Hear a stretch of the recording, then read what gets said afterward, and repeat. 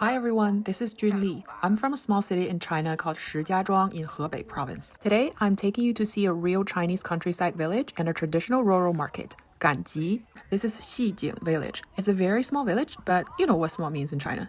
Even though it's small, it still has over 4,000 residents and the village covers around 130 acres. You can think of this market as farmer's market in the US.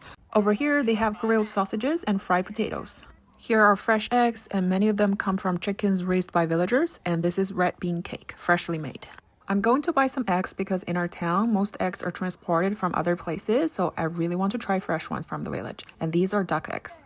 The seller said the business was really good today. We came a little bit late, so now she only has 4 left.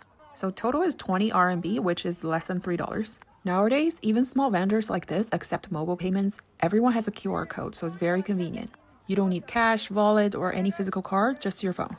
And over here, you can see people doing massage on the street. It looks funny, but they're actually selling the herbal patches. Usually older people try this, younger people will not. Like me, I'm never that extroverted enough to do on the street. Here they sell loose candy and chocolate, very colorful, and also different kind of snacks sold by weight.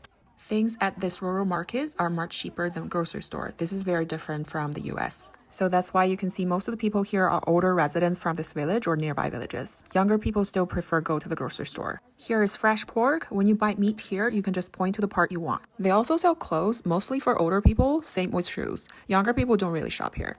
Over here are fresh fruits. I really love mulberries. If you have PCOS, this is good for you.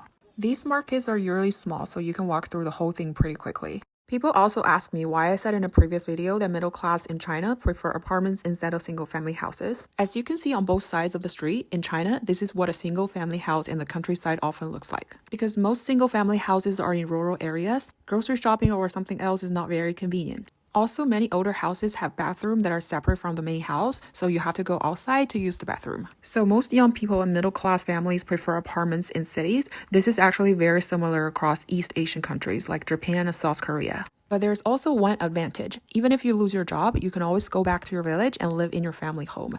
Because in China, land is collectively owned, but individuals and families have long-term use rights. So families can build and live on their own land without paying property tax at all. So you don't have to worry about losing your home. The land can be passed down through generations. That's also one reason you can barely see any homeless people in China.